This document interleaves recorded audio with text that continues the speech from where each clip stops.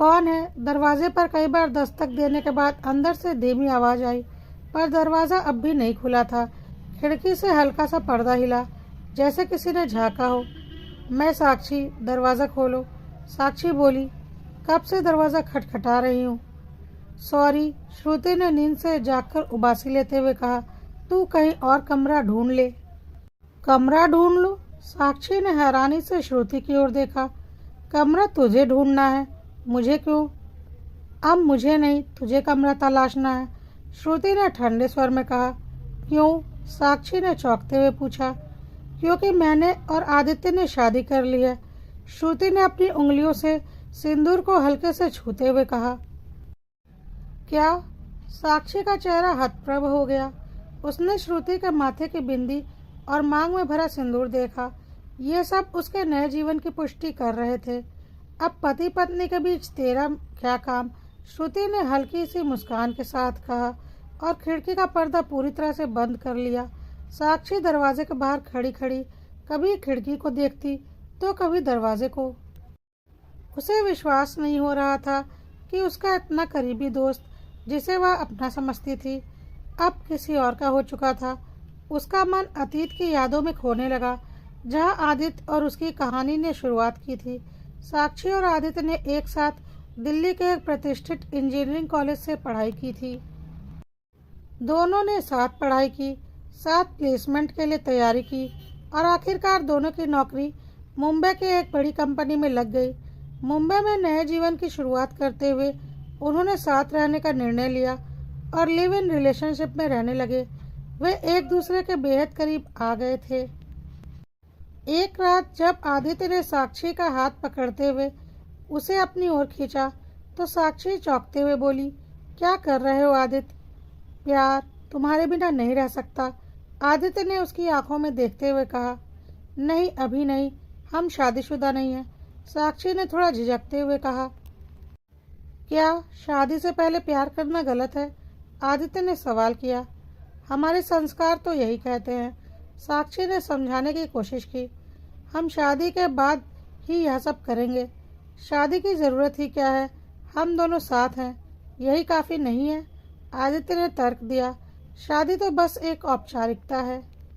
आदित्य ने अपने प्यार का यकीन दिलाकर उसे भी इस रिश्ते में खींच लिया। साक्षी ने धीरे से खुद को आदित्य के हवाले कर दिया। शुरू में उसे थोड़ी हिचक थी, लेकिन बाद में वह भी इस रिश्ते में डूब गई। उसे कभी कभी आदित्य पर शक भी होता था और आदित्य के प्यार पर उसे पूरा भरोसा भी था। वह खुद नहीं समझ पा रही थी कि क्या गलत है और क्या सही। वह मानने लगी थी कि शादी का बंधन सिर्फ एक औपचारिकता है। वह आदित्य से कभी शादी की बात भी नहीं करती, क्योंकि उसे यकीन था कि आदित्य हमेशा उसका रहेगा।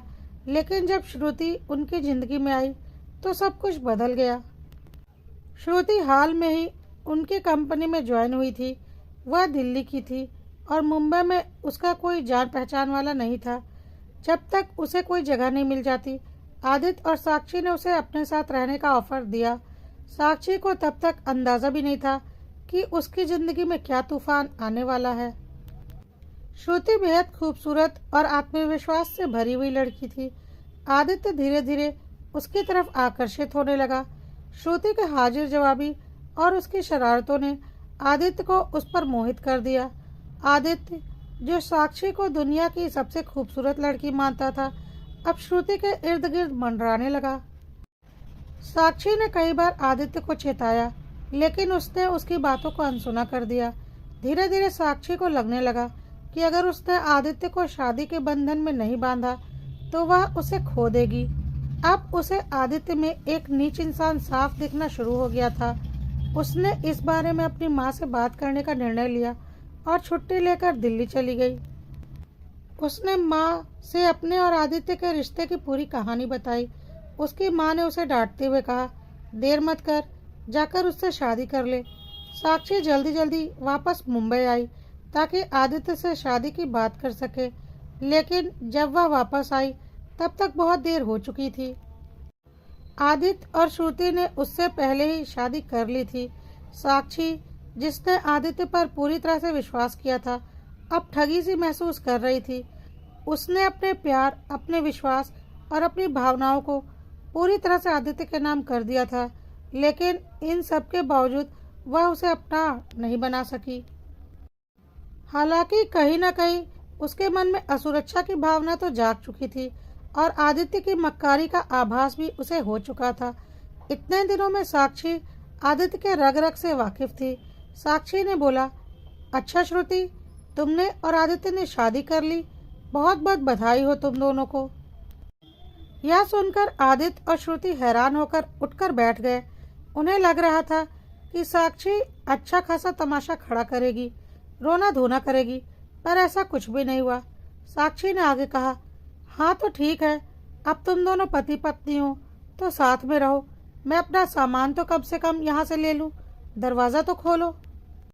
आदित्य और श्रुति दोनों एक दूसरे का चेहरा देख रहे थे और आदित्य ने बढ़कर दरवाज़ा खोला।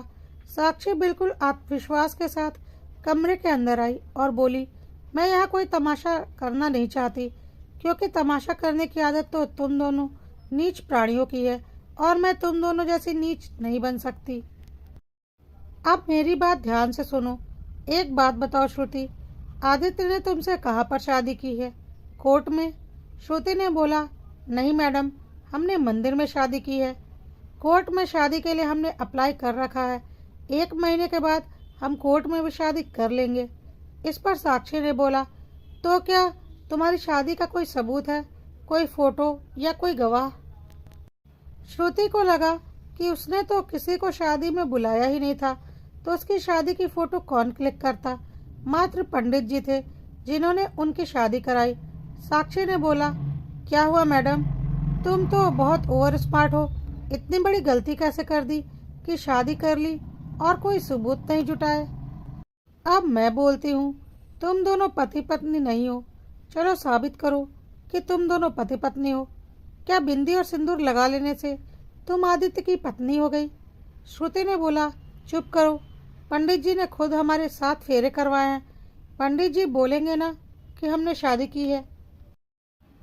साक्षी ने पूरे आत्मविश्वास के साथ कहा, और कौन मानेगा पंडित जी की बात? तुमसे ज़्यादा वक्त से मैं आदित्य के साथ हूँ और मुझे बहुत अच्छे से पता है यह कितना मक्कार है। यह कोई ऐसा सबूत नहीं देगा जिससे पता चले कि तुम दोनों की शादी हुई है।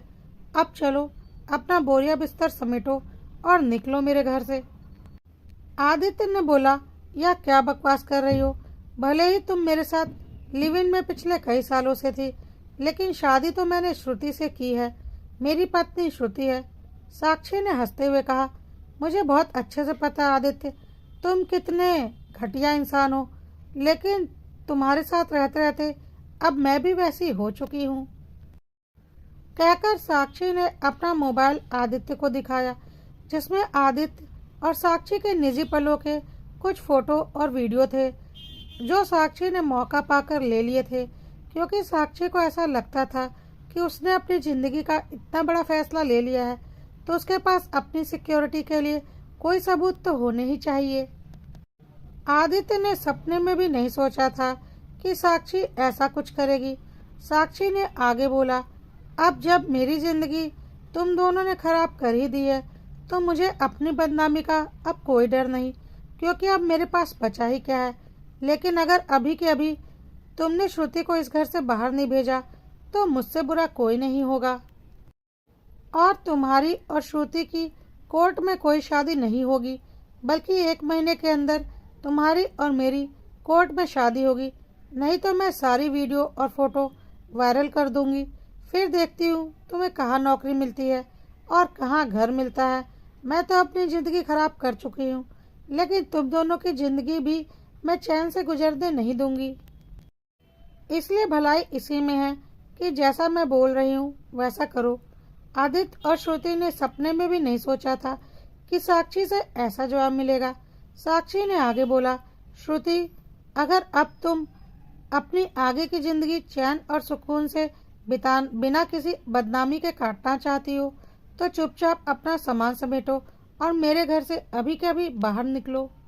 तो जो बात घर की 4 दीवारी के अंदर है वह घर की 4 दीवारी के अंदर ही रह जाएगी। अगर नहीं तो मैं अपनी ज़िंदगी तो बर्बाद मान ही रही हूँ, तुम दोनों की जिंदगी भी बर्बाद करने में कोई कसर नहीं छोड़ूंगी। कहकर साक्षी ने बेड पर पड़े श्रुति के दुपट्टे को अपने पैरों से खींचकर जमीन पर फेंक दिया। बेड की चादर को भी उठाकर बाहर डस्टबिन में डाल दिया और आराम से बेड पर बैठ गई। आदित्य और श्रुति को समझ में आ चुका था कि साक्षी ने ईंट का जवाब पत्थर से दिया है। श्रुति ने वहां से निकल जाने में ही अपनी भलाई समझी, क्योंकि उसे पता था अगर यह बात आगे निकल गई तो ना उसकी कहीं शादी होगी और ना ही उसे कहीं नौकरी मिलेगी। और आदित्य भी इन सब से भली भांति परिचित था।